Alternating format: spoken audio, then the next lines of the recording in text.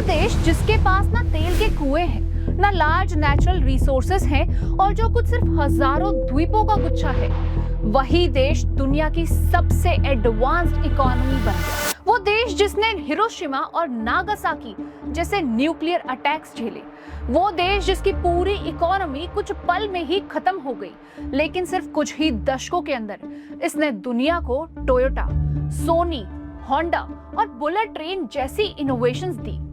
200 साल तक इसके दरवाजे सबके लिए बंद थे। जब खुले तो सिर्फ 40 साल में एशिया की सबसे बड़ी इकोनॉमी साबित हुआ। एक समय पर मैन्युफैक्चरिंग इतनी चीप कर दी कि पूरे एशिया में इनके जूते सप्लाई होने लगे। इसीलिए बॉलीवुड में ये गाना अक्सर गुनगुनाया जाता है, मेरा जूता है जापान। और फिर ये बनी वर्ल्ड की नंबर 2 इकोनॉमी। ये किसी बंदी देश की कहानी नहीं है, क्योंकि देश कभी बंदी बन ही नहीं पाया। ये एक ब्लूप्रिंट है कि कैसे खुद में बंद, होमोजीनियस, ट्रेडिशन ऑब्सेस्ड सोसाइटी खुद को दुनिया के लिए खोल सकती है जब मजबूरी हो। और अगर आप जापान में पढ़ने या काम करने का सोच रहे हैं, तो ये हिस्ट्री आपको बताएगी कि आज का जापान इतना ऑर्गेनाइज्ड, इतना डिसिप्लिन और इंटरनेशनल स्टूडेंट्स के लिए इतना जरूरी क्यों बन गया है। जापान की स्टोरी शुरू होती है लगभग 35,000 साल पहले। उस समय जापान मेनलैंड एशिया से अलग हो चुका था।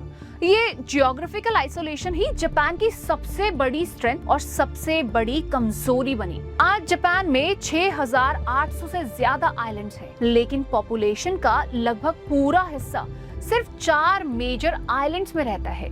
वो आइलैंड्स है होन्शु, होकाइडो, कुशु और शिकोकू। शुरू में यहाँ जोमोन सिविलाइजेशन रहती थी। ये लोग हंटर और गैदरर्स थे, छोटे ट्राइबल ग्रुप्स में रहते थे और कभी भी फार्मिंग नहीं करते थे। लेकिन लगभग 300 BC के आसपास सब कुछ बदल गया। कोरिया और चाइना से नए लोग आए और अपने साथ राइस फार्मिंग, आयरन टूल्स और ब्रॉन्ज टेक्नोलॉजी लाए, और यहीं से गांव बनने शुरू हुए। कृषि बढ़ी, टैक्स कलेक्शन शुरू हुई और धीरे धीरे यहाँ राजा भी उभर कर आए। यहीं से जापान की ऑर्गेनाइज सोसाइटी बनने की शुरुआत हुई। 250 CE के बाद यामाटो क्लैन धीरे धीरे अलग अलग रीजन्स को एक करने लगा, और फिर इसी पीरियड में जापानीज एम्परर सिस्टम की नींव रखी गई। इंटरेस्टिंग फैक्ट ये है कि जापान की इंपीरियल फैमिली को दुनिया की सबसे पुरानी कंटिन्यूअसली एग्जिस्टिंग हेरिडिटी मोनार्की माना जाता है, और अभी नुरुहितो जापान के करंट एम्परर हैं। लेकिन जापान ने सिर्फ अपनी सिविलाइजेशन डेवलप नहीं की, उसने चाइना, कोरिया, इंडिया इन सभी से बहुत कुछ सीखा। कंजी राइटिंग सिस्टम, चाइना की कॉन्फ्यूशियन फिलॉसफी और वहाँ के सरकार चलाने का सिस्टम, सब कुछ अडॉप्ट किया। जापान में 6th सेंचुरी में कोरिया से सबसे पहले मोंक समुद्र पार करके पहुंचे। अपने साथ कुछ मूर्तियां और कुछ सूत्र लेकर जापान के अंदर कदम रखा। जापानीज कोर्ट में बुद्धिज्म का बीज डाला। फिर चाइना से तांग एरा के पिलग्रिम्स गए।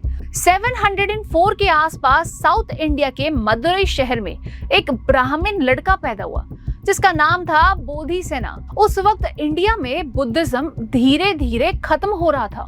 बोधिसेना बोधिसत्व मंजुश्री का बहुत बड़ा भक्त था और उसी की तलाश में समुद्र पार करके निकल पड़ा। रास्ते में जहाज डूब गया। वियतनाम के पास उसको मोतियों के व्यापारी ने बचा लिया और उसके बाद वो खुद भी मॉन्क बन गया।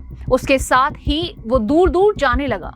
दोनों साथ में चाइना के माउंट वुदई पर पहुंचे, क्योंकि सुना था मंजुश्री वहां रहते हैं। वहां पहुंचकर पता चला कि मंजुश्री तो जापान चले गए हैं। तो बोधिसेना एक जापानीज डिप्लोमेटिक मिशन के साथ 1736 में जापान पहुंच गया। पहला रिकॉर्ड किया गया हिंदुस्तानी जो जापान के किनारे तक पहुंचा। नारा में उनसे मोंक गोइंकी मिले, जिन्होंने बोधिसेना को पहचाना, क्योंकि दोनों पिछले जन्म में बुद्धा के अपने शहर कपिलवस्तु में साथी थे और कहा जाता है कि गोइकी खुद मंजुश्री का अवतार थे। 3 शताब्दियां, एक ब्रश और एक बुद्धा, यहाँ से शुरुआत हुई जापान में बुद्धिज्म कल्चर की। जापान ने कभी भी कुछ ब्लाइंडली कॉपी नहीं किया, हर चीज को अपने कल्चर के हिसाब से मॉडिफाई किया। फिर आया समुराई एरा। अब असली पावर एम्परर के पास नहीं, मिलिट्री रूरल्स के पास थी, यानी कि शोगन्स के पास। समुराई सिर्फ सोल्जर्स नहीं थे, वो एक फिलॉसफी थे।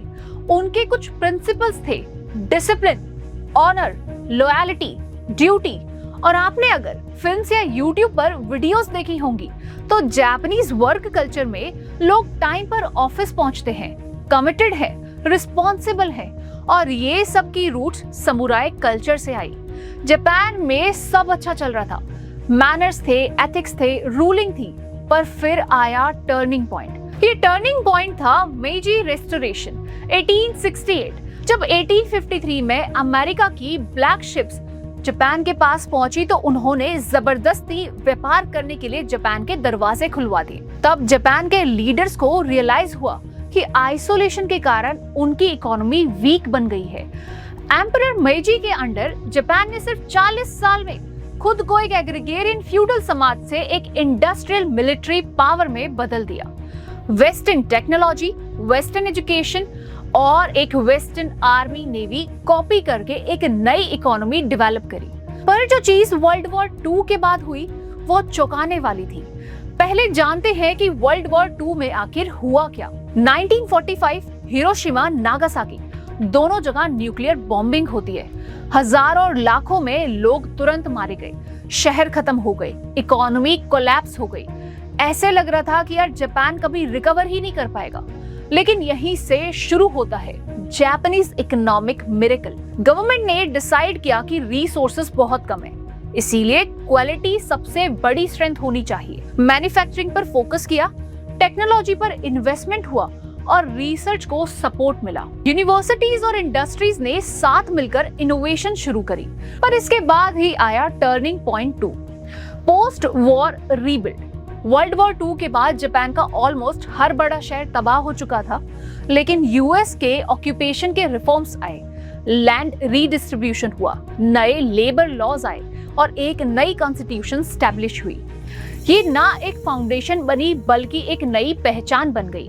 उसके ऊपर कोल्ड वॉर जियोपॉलिटिक्स ने जापान को यूएस का एक अलाय बना दिया, जिसका मतलब था कि इन्वेस्टमेंट, टेक्नोलॉजी, ये सभी चीजों का ट्रांसफर। 1968 तक जापान वर्ल्ड की दूसरी सबसे बड़ी इकोनॉमी साबित हो चुका था। ये लेगेसी ही है जो आज के जापान का 150 साल पुरानी इंडस्ट्रियल कल्चर का रिजल्ट है। जापान का एजुकेशन सिस्टम भी मेजी के एरा में ही मॉडर्नाइज हुआ।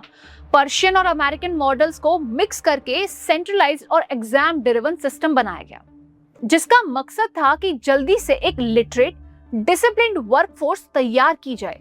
वर्ल्ड वॉर 2 के बाद यूएस का 6334 मॉडल आया।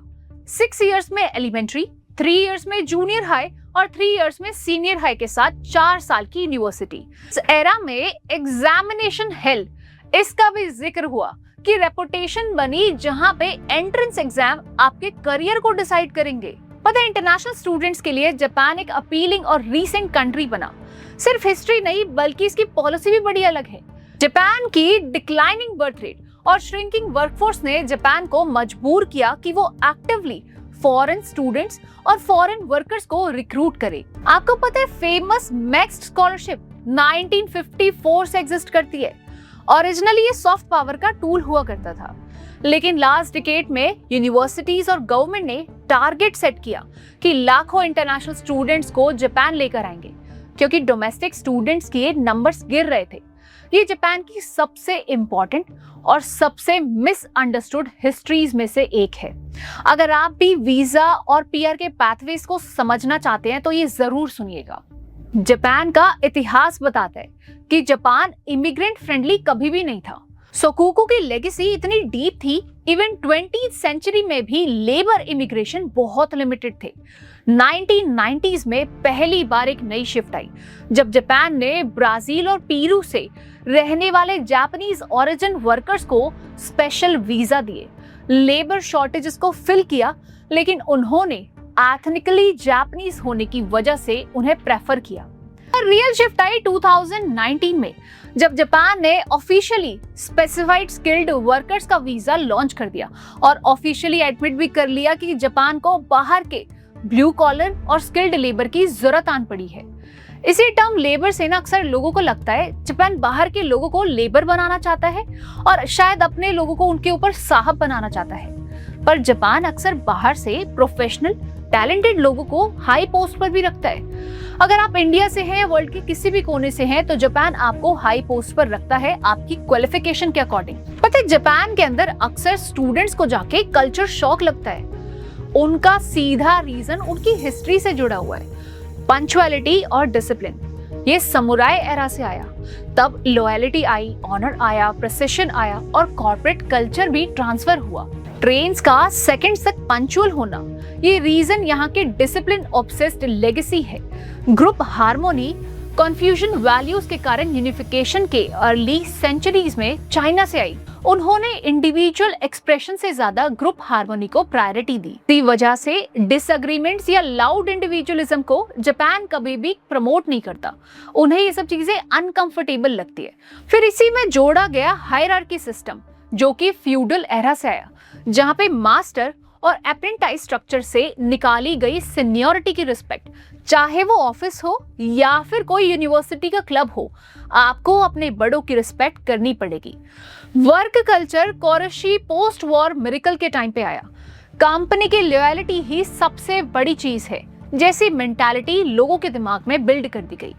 Life time employment, extreme over time, इसी कल्चर के कारण ओवर टाइम से डेथ जैसी टर्म्स को भी निकाला गया, जो आज जापान के लेबर डिबेट्स में सबसे ज्यादा रेलेवेंस रखती है। इंटरनेशनल स्टूडेंट्स को ये समझना जरूरी है कि जापान का डिसिप्लिन और जापान का ऑर्डर कोई रैंडम कल्चर नहीं है। ये सेंचुरीज की आइसोलेशन, सेंचुरीज की हायरार्की और पोस्ट वॉर से रिबिल्ड बना स्ट्रक्चर है। तो अगर आप जापान जाना चाहते हैं या देश के किसी भी कोने में जाना चाहते हैं तो सिर्फ एक डेवलप्ड कंट्री मत देखिए, ये देखिए कि उसकी हिस्ट्री कितनी रिच है। इसीलिए उसके पीछे की हिस्ट्री को भी समझिए।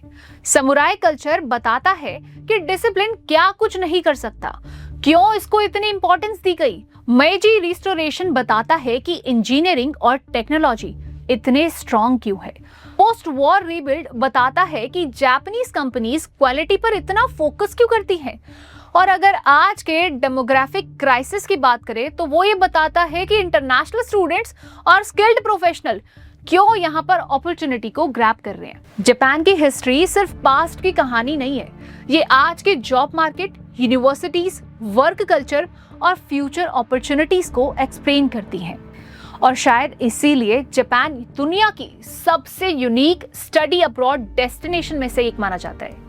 अगर आप जापान की यूनिवर्सिटीज, स्कॉलरशिप, जॉब्स और वीजा पाथवेज को डिटेल में समझना चाहते हैं तो नीचे कमेंट कर जरूर बताइएगा। मैं हूं राधिका, मिलते हैं आप लोगों से नेक्स्ट वीडियो में। Till then take care, bye bye.